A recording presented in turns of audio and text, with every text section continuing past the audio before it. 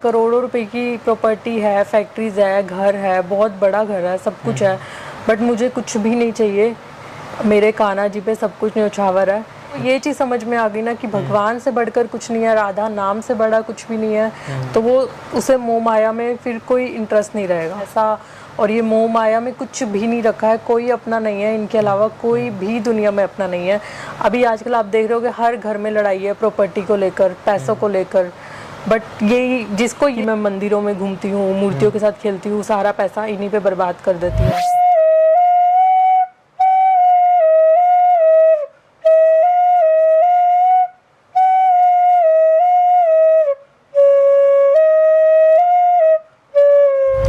नमस्कार, मैं विजय भूषण आपको लगातार विभिन्न प्रकार के साधु संत तपस्वी त्यागियों के साक्षात्कार दिखाता हूँ। उनकी भक्ति, उनकी साधना से आपको रूबरू करवाते हैं। इस टाइम मैं वृंदावन में मौजूद हूँ और वृंदावन में कन्हैया के विभिन्न प्रकार के भक्तों से आपको मिलवा रहा हूँ। आज मैं जिन माता जी से आपको मिलवाने जा रहा हूँ, आप देख भी सकते होंगे कितने सारे लड्डू गोपाल की पूजा करती हैं, इनकी सेवा करती हैं, अपना मानती हैं। तो आइए माता जी से ही हम जानते हैं कि उनकी ये कृष्णा भक्ति की जर्नी कब से शुरू हुई और कहाँ से उनको प्रेरणा मिली, कैसे कन्हैया ने उनको अपने पास खींच लिया, क्या कहानी रही। तो आई माता जी से ही बात करते हैं। माता जी राधे राधे। राधे राधे। आपका क्या नाम है? मेरा नाम रानी है। रानी, आप कहाँ से हैं? आपका वैसे मेरा पानीपत में हुआ था एंड शादी मेरी फरीदाबाद में हुई थी, और अभी मुझे राधा रानी की कृपा से वृंदावन में वास मिल चुका है। 7 महीने से अभी मैं वृंदावन में ही रह रही हूँ। अच्छा, ये जो वृंदावन का सिलसिला शुरू हुआ, भक्ति का सिलसिला शुरू हुआ, ये कब से और क्या कहानी रही इसके पीछे? वृंदावन का तो वैसे अभी 4-5 साल पहले ही शुरू हुआ है आना, लेकिन जो ठाकुर जी के साथ मेरा जुड़ा हुआ था, लगा हुआ था, वो 10 साल पहले हुआ था। अच्छा। वो मेरे छोटे से गोपाल जी हैं जो 10 साल आगे बैठे हुए। हाँ जी, 10 साल पहले आए थे मेरी लाइफ में। इनको भी मैं नहीं लेकर आई थी, और वैसे भी हम कौन होते हैं इनको लाने वाले, इन्होंने ही मुझे चुना था। उस टाइम मैं थोड़ी प्रॉब्लम में चल रही थी, काफ़ी ज़्यादा प्रॉब्लम्स थी, तो जन्माष्टमी से ठीक 2 दिन पहले मेरे सपने में आए थे कि मुझे शिव पुराण पढ़ना है। अच्छा। और एक गोपाल जी को लाना है, उनकी सेवा करनी है, तो धीरे धीरे सब ठीक हो जाएगा। और वो टाइम ऐसा था कि मुझे वृंदावन के बारे में नहीं पता था, कुछ भी नहीं पता था कैसे करनी है सेवा, लेकिन मैं बस इनको ले आई थी सेवा के लिए। और मैंने बहुत अच्छे से इनकी सेवा भी की थी, और इन्होंने मतलब मुझे 15 दिन में ही प्रूव भी कर दिया था कि ये सच में है मेरे साथ। रात को जैसे मैं इनको सुलाती थी छोटे वाले गोपाल जी को, तो इनका सुबह लंगोट गीला होता था। लंगोट ऑटोमेटिक गीला मिलता था? बिल्कुल। और रात को मैं इनके पास पानी रखती थी। अच्छा। तो 1-2 दिन तो पहले मैं चेक करती थी कि पानी शायद गिर गया हो या कुछ, बट ऐसा नहीं था, वो पानी का ग्लास पूरा ही होता था। अच्छा। तो 1, 2, 3, 4 मतलब बहुत बार ऐसा हुआ कि इनका लंगोट गीला मिलता था। तो फिर मैंने किसी पंडित जी से भी पूछा। अच्छा। तो उन्होंने मुझे बताया कि वो आपकी मतलब सेवा से खुश है, तो वो आपको प्रमाण दे रहे हैं कि हाँ मैं हूँ। तो वहीं से मेरा फिर और इनके साथ विश्वास बढ़ता गया, और इनकी सेवा के बाद थोड़ा थोड़ा सब स्टेबल भी होता गया। लाए तो इन्होंने बहुत किया है, फिर धीरे धीरे मेरे पास ठाकुर परिवार बढ़ता गया। 4 साल पहले ये आए, इन्होंने भी बहुत चमत्कार किया है हमारे साथ। अच्छा, ये जो कान्हा जी हैं, इनका नाम क्या रखा है आपने? केशव। इनके लाने के पीछे क्या कहानी थी, कब इनको आपने लिया था? इनको मैं लॉकडाउन से ठीक 10 दिन पहले लेके आई थी, वृंदावन से ही लेने आई थी। मतलब इनको मेरे को था कि थोड़े से मतलब जैसे मेरा बेबी नहीं था। अच्छा। तो मुझे था थोड़े से बड़े कान्हा जी हों मेरे पास, तो मैं तब इनको लेकर आई थी लॉकडाउन से 10 दिन पहले। तब मैंने इनकी सेवा करनी शुरू की थी, और इनके आने के बाद से तो मतलब लाइफ पूरी बदल सी गई थी। मतलब मेरी फैमिली में लॉज को पसंद नहीं था कि मैं इनके साथ बात करती हूँ, और ये सच में मुझसे बात भी करते हैं, मेरे आंसर भी करते हैं। ये मुझे पता है कोई विश्वास नहीं करेगा। और ये जैसे कुछ भी क्वेश्चन हो ना, तो एक बार ही ऐसा हुआ था कि मैं जॉब ढूंढ रही थी, उस टाइम मुझे जॉब की थोड़ी नीड भी थी। अच्छा। तो एक डॉक्यूमेंट था जो मेरा नहीं मिल रहा था। मैं पानीपत में थी, और डॉक्यूमेंट वो मुझे बहुत अर्जेंट चाहिए था, नहीं मिल रहा था वो नंबर कहीं पे। लेकिन जो वो डॉक्यूमेंट नंबर था ना, वो पेपर मेरे फ़ोन में ही था, और वो पेपर मैं 4 बार चेक कर चुकी थी, उस पर मुझे नंबर नहीं मिला था। तो अब जैसे मैं इनसे बात भी करती थी, तो 1-2 घंटे बाद फिर मैं इनसे गुस्सा हो गई कि ठीक है आप हमेशा ऐसा करते हो, मुझे आपसे बात ही नहीं करनी। तो मैं लेट गई। उसके मतलब जस्ट कुछ सेकंड बाद मुझे ऐसे लगा कि इन्होंने या मतलब किसने मेरे कान में आके बोला है कि वो तेरे फ़ोन में ही है, दोबारा चेक कर वो पेपर। अच्छा। तो मैं ऐसी उठी, मैंने वो पेपर दोबारा चेक किया, और वो जस्ट 3rd लाइन में वो नंबर था जो मुझे चाहिए था, जिससे मतलब मेरा जॉब का पूरा वो हो गया था। तो मतलब ऐसे ही बहुत सारी जगह पे है कि जहाँ ये मुझसे बात करते हैं।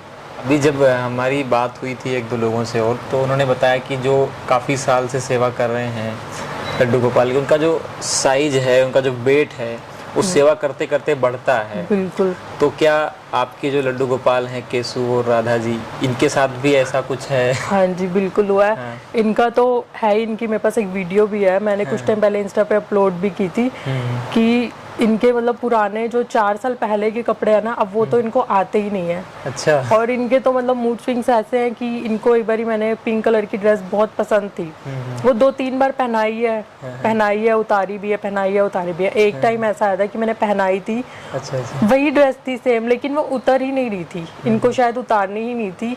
वो मतलब काफी घंटे वेट करने के बाद मतलब मुझे सीजर से उसको काटना पड़ा, उसके बाद मैंने ठीक कराई। एक ही दिन में इतना ज्यादा? हाँ जी, वो मैंने डाला भी था। और अब इनका भी ऐसे है, जब ये आई थी राधा रानी तो जैसे थी, लेकिन अब काफ़ी हेल्दी है। मतलब मेरे पास मैसेजेस भी आते हैं कि आपकी राधा रानी कान्हा जी से काफ़ी मोटी हो गई है, आप माखन ज़्यादा खिलाते हो। तो ऐसा होता है, सच में होता है। तो आपने देखा, ये वाकई में प्रमाण है। अभी मैं दूसरी वीडियो आपको दिखा रहा हूँ जिसमें ये प्रमाण आपको मिल रहा होगा कि जो ये मूर्ति है, देखने में तो बेशक आपको धातु की लग रही होगी, लेकिन ये माखन मिश्री खाते हैं, जो भोग पाते हैं, उनसे इनका जो वेट है वो ऑटोमेटिक बढ़ रहा है। वाकई में भक्त तो खैर नहीं परेशान होते, नहीं कि उन्हें लगता है कि नहीं भगवान तो वाकई में है, उनका तो ये चमत्कार है, लेकिन जो नहीं मानते उन्हें ये चीज़ ज़रूर देखनी चाहिए। तो आपके जीवन में और भी कुछ ऐसे चमत्कार हुए, आप जब इनकी आप सेवा करने लगी तो क्या क्या दिक्कतें आई, फिर कैसे दूर हुआ सारी चीज़ें? हाँ जी, प्रॉब्लम्स तो बहुत रही थी। जैसे मेरे हस्बैंड को हेल्थ इश्यूज भी काफ़ी थे, तो उन्हें आईज में इंजेक्शन लगते थे। अच्छा अच्छा। हाँ जी, मतलब हर मंथ लगता था उनको? आईज में ना, उनको कुछ ब्लड सर्कुलेशन की वजह से इशू था। अच्छा अच्छा। तो वो इंजेक्शन हर मंथ लगता ही लगता था, काफ़ी कॉस्टली होता था। तो उस टाइम हमारा वृंदावन सिर्फ महीने में एक बार आना जाना था, एक दिन के लिए, सुबह जा आके शाम को वापस आना। तो हम आए थे, बिहारी जी दर्शन करने जा रहे थे, तो उस बंदर आया था, कंधे पे बैठा और उनका स्पेक्स ले गया था। हाँ। तो उस दिन के बाद से मतलब इंजेक्शन लगना तो दूर, उन्हें स्पेक्स की भी ज़रूरत ही नहीं पड़ी, उनका नंबर भी हट गया और अभी तक आइज़ बिल्कुल ठीक है। 4 साल से मतलब हाँ जी, कुछ भी प्रॉब्लम नहीं हुई उसके बाद। और उसके बाद ये अब चमत्कार इससे बड़ा क्या होगा कि वो बात भी करते हैं, कोई विश्वास नहीं करेगा। और एक सच ये भी है कि मतलब मेरे साथ कुछ भी अच्छा या थोड़ा सा भी बुरा जो मुझे हर्ट करने वाला हो, कुछ भी हो, वो 10 दिन पहले मुझे सपने में ज़रूर दिखता है। और वो उस टाइम तो नहीं पता चलता, पर वो जब पूरा होता है, वो चीज़ सामने आती है, तो लगता है कि हाँ, ये चीज़ मैंने देखी थी। तो ये हर चीज़ मतलब बताते हैं, हर चीज़ में साथ भी देते हैं। अब इनकी कृपा ही ऐसी है कि अच्छा, बिहारी जी कभी आपके सपने में आते हो, कुछ लीलाएं करते हो या कुछ संदेश देते हो? बिहारी जी तो सपने में बहुत आते हैं। अभी 2 दिन पहले भी आए थे। जैसे अभी मैं वृंदावन में हूँ, तो अभी कभी कभी हम नहीं जा पाते। जैसे अभी मैं जन्माष्टमी के बाद अभी तक नहीं गई हूँ, एक ही बार गई थी।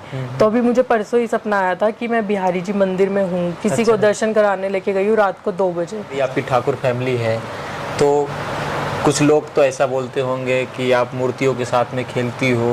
हाँ, और ये गलत है। भगवान को तो घर में रखना, भगवान को तो मंदिर में रखना चाहिए।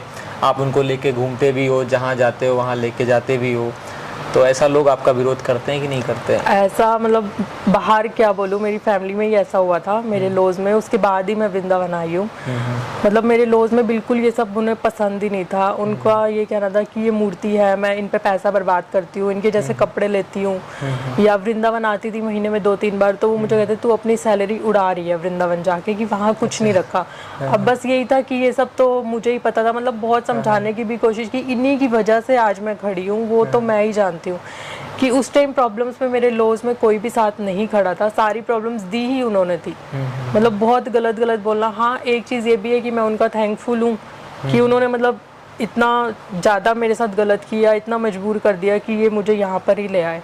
तो उनको इनसे तो प्रॉब्लम थी कि मैं मंदिरों में घूमती हूँ, मूर्तियों के साथ खेलती हूँ, सारा पैसा इन्हीं पे बर्बाद कर देती हूँ। तो उसके बाद से ही फिर मैं वृंदावन में, मुझे इन्होंने वहाँ से दे दिया। आपकी पढ़ाई लिखाई क्या हुई थी, और जब आप पूजा पाठ नहीं कर रही थी उसके पहले का आपका जीवन कैसा था? मांस वगैरह, शराब, चीज़ें ये सब थी कि नहीं थी लाइफ में? नहीं, नॉनवेज वगैरह तो ऐसा पहले भी कुछ नहीं था। हाँ, ये था कि मतलब मुझे वृंदावन के बारे में ज़्यादा कुछ पता नहीं था, बस सुना था। ये नहीं पता था वहाँ कान्हा जी है या कुछ ऐसा है। और पढ़ाई मैंने MBA तक की हुई है। अभी भी वैसे मैं जॉब कर रही हूँ, वर्क फ्रॉम होम है। तो अब बस यही है MBA किया हुआ है? हाँ जी। अच्छा।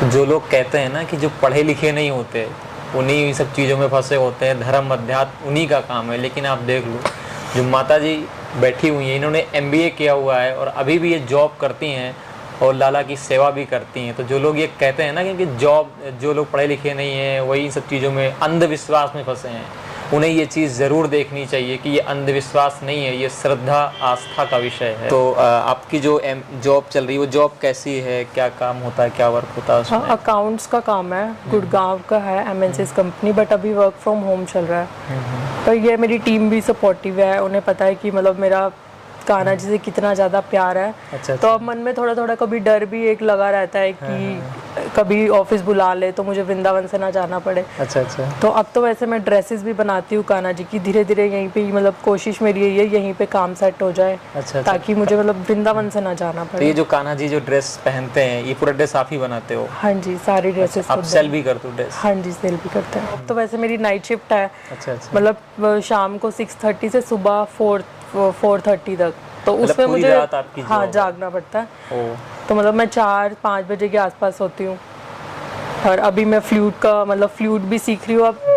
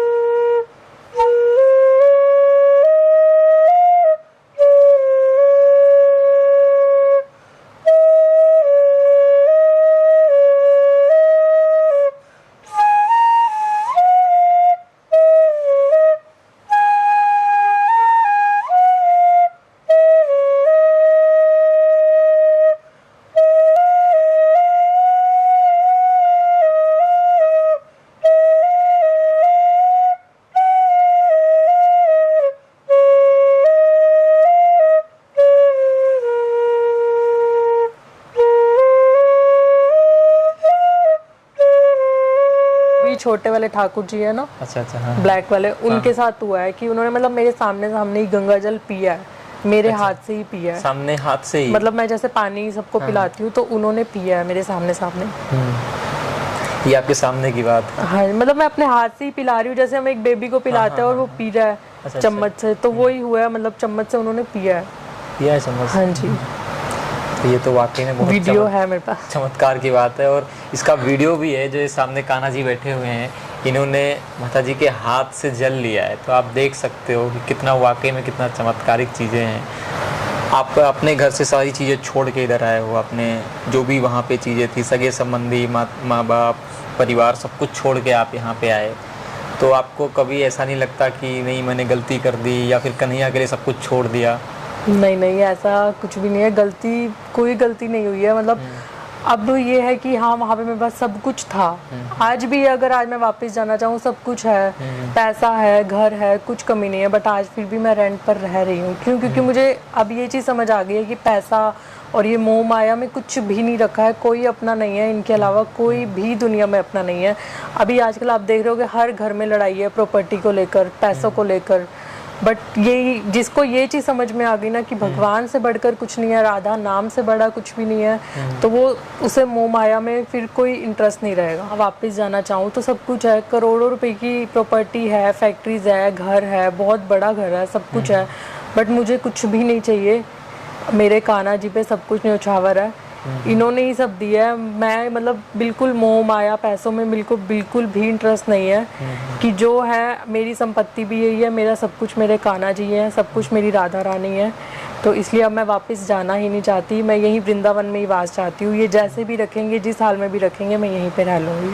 कुछ तो ये था, मेरे ससुराल वाले लोग मतलब मुझे थोड़ा पसंद नहीं करते थे, वो भी इसीलिए ही कि मैं मूर्तियों के साथ खेलती हूँ। तो ये, लेकिन ये है कि हाँ, वो मेरे हस्बैंड को चाहते हैं, मतलब वो उनको तो बुलाते हैं कि उन्हीं को घर भी देने को तैयार है, पूरी प्रॉपर्टी सब उन्हीं को देने को तैयार है। लेकिन अब हस्बैंड भी इसी लाइन में आ चुके हैं, उनको भी कान्हा जी के साथ यहाँ की भक्ति मतलब इतना पसंद आ गया कि वो भी वापस नहीं जाना चाहते। तो इसलिए सब कुछ अब हमने छोड़ ही दिया है। हमें मतलब कोई प्रॉपर्टी नहीं चाहिए, कुछ भी नहीं चाहिए सिवाय कान्हा जी के। तो आप देख सकते हो, मतलब पति पत्नी दोनों जन करोड़ों की संपत्ति, फैक्ट्री, घर, दुकान, बंगला, शोहरत, सब कुछ छोड़ के वृंदावन में मामूली सा जीवन जी रहे हैं। ये बहुत बहुत धन्यवाद आपकी। आप देख रहे हैं कि जो ये माता जी हैं, एक जॉब के साथ में पूरी नाइट की शिफ्ट होती है, पूरी रात जॉब करती हैं, इसके बाद में बांसुरी भी सीखती हैं और इतना सारा ठाकुर परिवार है, कान्हा है, राधिका जी हैं, इन सब की सेवा करना, इनके लिए प्रसादी बनाना, घर की सारी चीज़ें संभालना कितना मुश्किल होता है। इन मुश्किल कामों को करते हुए भक्ति भी करना एक बहुत ही चैलेंजिंग काम है। आपको ये स्टोरी कैसे लगी कमेंट करके ज़रूर बताइए। आपके लिए ऐसे ही हम भक्तों से मिलवाते रहेंगे। नमस्कार, धन्यवाद, राधे राधे।